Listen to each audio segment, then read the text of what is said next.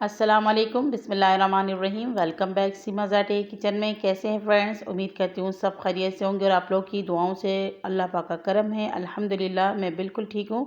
आज बहुत ही मज़ेदार रेसिपी आप लोग के साथ शेयर करूँगी। हरे प्याज की सब्ज़ी कैसे बनते हैं और इसे बनाना आसान भी है और ये बहुत टेस्टी और जल्दी भी बन जाती है। तो फ्रेंड्स, वीडियो को स्किप करके नहीं देखिएगा, शुरू से एंड तक देखिएगा और चैनल में नए हैं तो आप लोगों से दरख्वास्त है मेरे चैनल को सब्सक्राइब भी कर लीजिए। यहाँ पर आप देख सकते हैं मैंने हरे प्याज के पत्ते लिए और ये पत्ते हरे प्याज के आपको हमेशा सर्दी गर्मी हर वक्त मिलेंगे और ये हर जगह मौजूद होते हैं। सब्ज़ी वालों के पास, रेडी वालों के पास, आप किसी से भी आप ले सकते हैं। यहाँ पर मेरे पास आधा किलो से थोड़ा ऊपर ही है और यहाँ पर आप जितना चाहे उतना लीजिएगा। यहाँ पे एक मैंने ले लिए है कटिंग बोर्ड, इसकी कटिंग करेंगे। तो यहाँ पे देखिए मेरे पास जो प्याज के पत्ते हैं ना, ये थोड़े मोटे साइज़ के हैं। अगर आपको पतले वाले मिले तो वो लीजिएगा, वो कच्चे होते हैं, उसमें ज़्यादा टेस्ट होता है, मज़े के ये भी लगते हैं, लेकिन अगर वो मिले तो आप वो लीजिएगा। यहाँ पर मैंने ऊपर के जो वाइट पोर्शन है उसको अलग कर लिया है और ये जो नीचे के ग्रीन वाले पोर्शन है इसको मैं कटिंग कर लूँगी। तो यहाँ पर आपने बहुत बारीक कट कर लेना है, जितना बारीक आप इसे काट सकें उतना ही आप बारीक कट कर लीजिएगा। तो ये देखें मैं इसको कट कर रही हूँ और माशाल्लाह बहुत ही ज़्यादा फाइन कट हो रहा है। तो इसी तरीके से मैंने ग्रीन वाले जो पोर्शन है इसे कट कर लिया है। इसे एक बाउल के अंदर निकाल के डाल दूँगी। और अब ये वाइट वाले जो पोर्शन है इसकी कटिंग करेंगे। तो पहले बीच में से मैं इसको इस तरीके से काट लूँगी। इस वजह से मैंने इसको दो हिस्से में डिवाइड कर लिया था ताकि इसको हम बारीक कट कर सकें। ये देखिए, अगर पतले वाले हैं तो ये ज़रूरत ही नहीं होगी, आप एक ही साथ इसको कट कर लीजिएगा। मैं यहाँ पर ये मोटे वाले हैं इस वजह से मैंने यहाँ पर इसके थोड़े से कटिंग कर ली बीच में से। तो इसी तरीके से इसे भी हम फाइन कटिंग कर लेंगे। ये देखिए फ्रेंड, जितना आप इसको फाइन कटिंग कर सकते हैं आप उतना कीजिए। कोशिश करें कि ये अच्छे से ही कट हो जाए, क्योंकि जितना अच्छा ये कटिंग होगी उतनी ज़्यादा ये अच्छी बनेगी। इसका फ्लेवर ज़्यादा अच्छा होता है और दिखने में भी ज़्यादा खूबसूरत लगते हैं। एक चीज़ होता है ना, बड़े बड़े से दिखे तो वो अच्छा भी नहीं लगता है और जो चीज़ अच्छी दिखने में नहीं लगे वो फिर खाने में भी मज़ा नहीं आता है। यहाँ पर मैंने हरे साग जो आगे वाले पोर्शन है वो भी कट कर लिए और वाइट वाले भी। तो यहाँ पर एक ही जगह मैं कर लूँगी और एक बड़े से खुले बर्तन में डालकर इसे अच्छी तरीके से 2-3 बार धो लूँगी और फिर इसे छन्नी के ऊपर रखूँगी।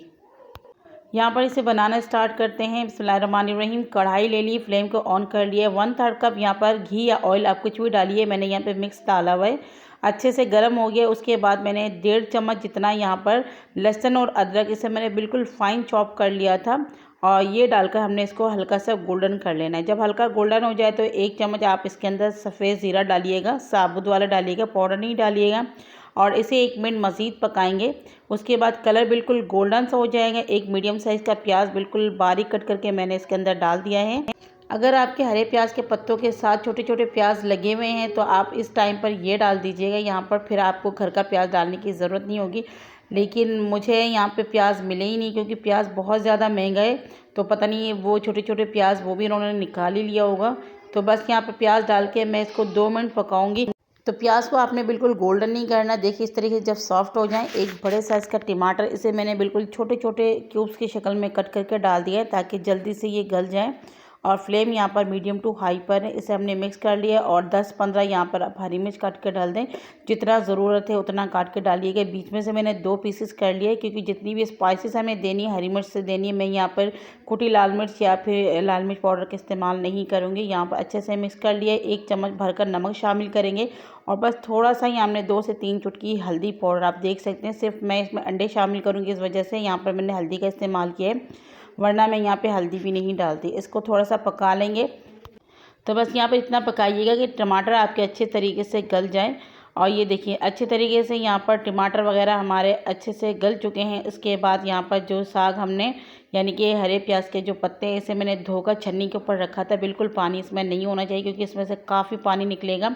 डालने के बाद फ्लेम को हाई करके इसे हम हाई फ्लेम में तकरीबन 3-4 मिनट पकाएंगे और देखती ये जो ना थोड़ा सा हो जाएगा क्योंकि सॉफ्ट हो जाएगा और इसके अंदर से पानी निकलना शुरू हो जाएगा।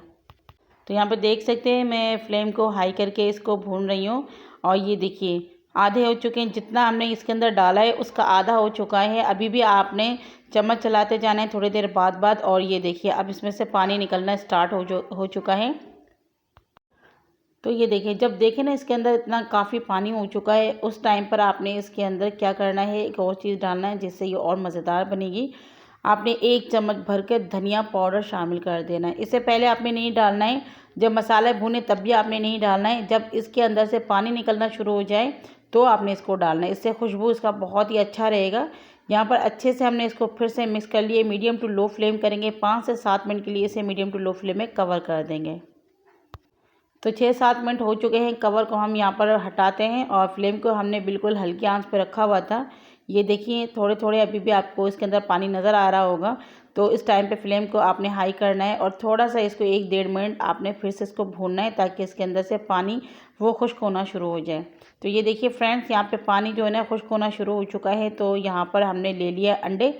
तो आप चाहे तो यहाँ पे बग़ैर अंडे के भी बना सकते हैं। मैंने 4 अदद अंडे लेके इसके अंदर डाल दिए हैं और आपने फ़ौरन से चम्मच वगैरह नहीं चलाना। ये देखिए, थोड़े से मैंने जर्दी तोड़ दिए और यहाँ पे फ्लेम को हमने मीडियम पे रखा हुआ है। बस 1 से 2 मिनट आप इस तरीके से इसे छोड़ दें ताकि ये हल्का सा सेट हो जाए। तो ये देखिए, अंडे हमारे सेट हो गए। उसके बाद आपने बिल्कुल हल्के हाथ से इस तरीके से इसको 4-5 दफ़ा चला देना है। बहुत ज़्यादा आपने कचर-कचर नहीं चलाना है, बस इस तरीके से हल्के-हल्के आपने 2-4 दफ़ा चला देना है। उसके बाद मीडियम टू लो फ्लेम में 5 मिनट के लिए इसे फिर से कवर करेंगे।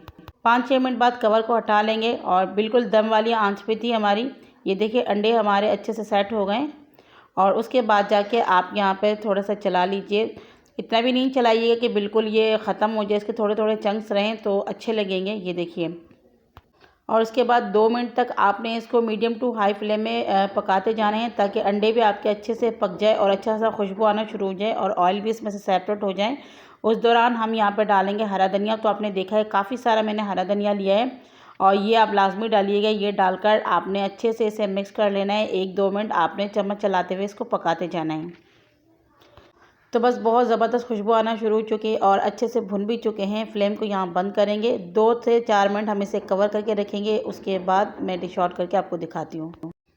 तो फ्रेंड्स, माशाल्लाह आप देख सकते हैं फ़ाइनल लुक। मैंने इसे डिश आउट कर लिया है और ये बहुत ही ज़बरदस्त दिखने में लग रहे हैं और खुशबू बहुत इसका अच्छा है और इसका टेस्ट बहुत ही अलग होते हैं। तो आप लोग ज़रूर इसे बनाकर ट्राई कीजिएगा।